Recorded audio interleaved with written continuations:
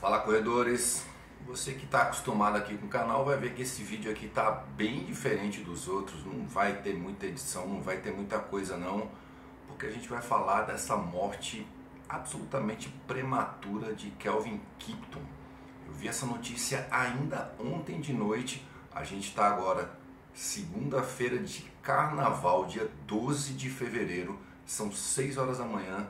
E eu fiquei com isso na cabeça o tempo inteiro. Não quis fazer de supetão ao saber da notícia, porque eu fiquei tentando ali, entender tudo o que aconteceu, embora tenha sido um acidente de carro. Ele se envolveu em um acidente de carro, parece que ele dirigia o carro, o seu treinador, que é de Ruanda, Garvai, estava também no carro, e tem uma mulher, que só sei que o nome dela era Sharon, que estava nesse acidente também. Ela está hospitalizada em estado grave, mas tanto Kelvin Kiptum, que parece que dirigiu o carro, quanto o seu treinador faleceu. É simplesmente inacreditável. Até o presente momento que eu falei é um fato, ele simplesmente faleceu, não é questão de achar que ele faleceu, não, ele faleceu, é um fato. Daqui para frente agora eu vou contar alguns dados dele e também opinião minha, certo? Mas esse rapaz, ou esse moleque, digamos assim, porque ele só tinha 24 anos, ele apareceu ali no final de 2022 no mundo da maratona. Obviamente ele já tinha feito algumas coisas interessantes na meia maratona. Ele apareceu em Valência no final de 2022 e ele já impressionou o mundo. Ele já fez 2 horas, 1 minuto e 53 segundos. No momento, ele tinha sido apenas o terceiro corredor do mundo, junto com Kipchoge e Bekele somente, como o único corredor que já tinha feito abaixo de 2 horas e 2. Mandou 2, 1 e 53. Impressionante. Poucos meses depois, ou em abril de 2023, não tem um ano, ele foi para Londres. Eu tô arrepiado até falando aqui, né? Ele foi para Londres e ele já mandou 2:1:25. Ele ficou a apenas 16 segundos do recorde de Kipchoge. E ali naquele momento todo mundo já começou a falar: caramba, esse moleque aí vai botar pressão no Kipchoge. Todo mundo começou a ver quando ele poderia ser capaz de bater o recorde de Kipchoge. Aí então, em outubro, ou seja, agora há pouco, no final do ano, tanto é que o recorde dele só foi validado pela World Athletics semana passada, porque tem todo um processo para ver se tudo aconteceu normal e tal. Então em outubro de 2023 ele vai para Chicago e ele destrói o recorde mundial. Primeiro homem da história a fazer dentro de uma prova em condições normais, sem aquele desafio lá do Kipchoge. Primeiro homem, ele faz 2 horas, 0 minutos e 35 segundos. E cara, em Chicago, tô falando em Chicago, a partir do momento que esse cara fez 2 horas e 35 segundos em Chicago, para mim passou a ser questão de tempo quando é que ele faria de fato o sub-2. Eu que acompanho o maratona faz um bom tempo, acompanhei toda a vida do Kipchoge, que aí eu vou até falar, para mim o Kipchoge ainda é o maior corredor da história, e a gente vai discutir, porque aí começa a questão da opinião. Quando ele fez esses 2:35 em Chicago, eu falei, cara, ele vai fazer o sub-2, porque desde que tá 2 horas, 2 minutos e qualquer coisa, o pessoal fica falando na possibilidade do sub-2 na maratona, e eu confesso que eu não acreditava muito alguns anos atrás. Só que a gente tem agora uma geração de corredores mais novos e inacreditavelmente rápidos, com esse super tênis de placa aí. O próprio Kiptum, vou deixar aqui para você dar uma olhada, já falou que esse tênis ajudou ele, certo, a superar esses recordes.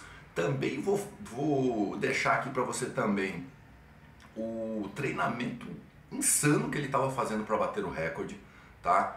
Então eu vou dizer para ti o seguinte: quando ele fez 2:1:53 para 2:1:25, ele já baixou aí 28 segundos de um tempo para o outro, né? Quando ele bate o recorde mundial, 2 horas cravado, 2:00:35, ele baixou 50 segundos. É impressionante o quanto ele baixou bastante.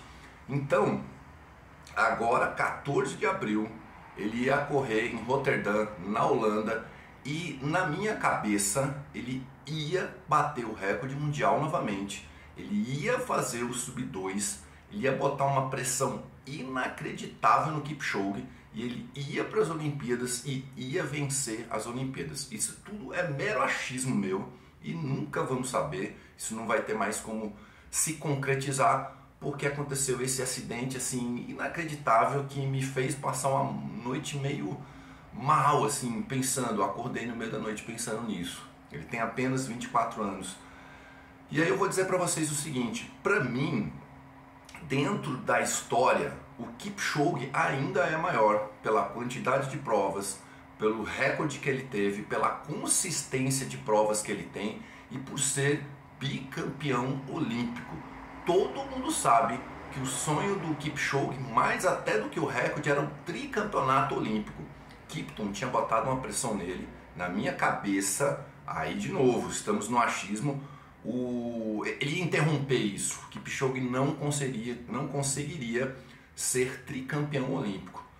A partir do momento que a gente não tem mais o Kipton, tudo me leva a crer que Kipchoge será o tricampeão olímpico de maratona, o primeiro da história, e de repente vai se aposentar como o maior de todos os tempos. Mas vamos lá, eu vou especular aqui contigo. Vai que o Kipchoge não consegue mais bater o recorde mundial. Por mais que o Kipchoge de repente vença as Olimpíadas, por mais que ele se torne o terceiro tricampeão das Olimpíadas, mas o Kipchoge já tem uma certa idade. Ele já demonstrou aí que tentou baixar o recorde algumas vezes e não conseguiu, porque ok, é normal, né? Então vai que ele daqui a 3, 4 anos, sei lá, vai que ele se aposenta, ele não consegue bater o recorde do Kipton. Aí a gente vai dizer, quem que é o maior da história? Entendeu? Tipo assim, até agora, nesse momento, se a gente encerrasse a história das maratonas, desculpe, eu diria que Kipchoge ainda é o maior da história, por mais que ele não tenha o atual recorde, entendeu?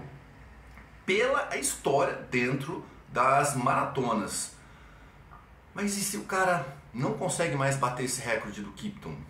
Sabe? Tipo assim, é avassalador, foi um negócio assim acachapante o que apareceu, o Kipton, né? E volto a dizer para vocês, na minha cabeça, o Kipton ia bater o recorde mundial em abril, 14 de abril em Rotterdam. Depois ele ia para as Olimpíadas, ia vencer as Olimpíadas. O Kipchoge parecia estar visivelmente incomodado com essa história. E a história agora foi completamente mudada. Eu não tenho como falar, não tenho sentimentos para dizer o quão estranho foi para mim essa noite. Embora o Kipton seja um cara absolutamente novo, um cara que eu meio que não conhecia, enquanto que o Kipchoge, eu praticamente assisti todas as provas dele, porque começou ali quando eu comecei a correr maratonas, por curiosidade fui ver, daqui a pouco eu estava vendo e acordava de madrugada, tipo Senna, quem é das antigas, para ver ele correndo. Um negócio inacreditável. Eu fiquei tentando criar aqui um paralelo para a gente comparar com outros esportes, com outras coisas, e simplesmente não tem como comparar. Mas eu me lembrei, quem é das antigas e gosta de futebol, do Denner, que era da Portuguesa, que ele vai pro Vasco, mas não dá tempo de fazer nada, porque ele tem aquele falecimento e tal, e todo mundo fala, cara, morreu o Denner, etc, etc. Não dá muito para comparar. Aliás, não dá para comparar pessoas com pessoas, né? Porque o Kipton já era o número 1. Em resumo, eu tô um pouco emocionado agora, mas em resumo, a vida é de uma brevidade que a gente tem que olhar e cultivar aquelas pessoas que a gente gosta que estão do lado da gente, porque a gente simplesmente não sabe o dia de amanhã, a gente não sabe se vai jantar hoje de noite. Fiquem bem, galera, fiquem bem e que Kipton corra o mais bonito possível lá em cima. Até mais.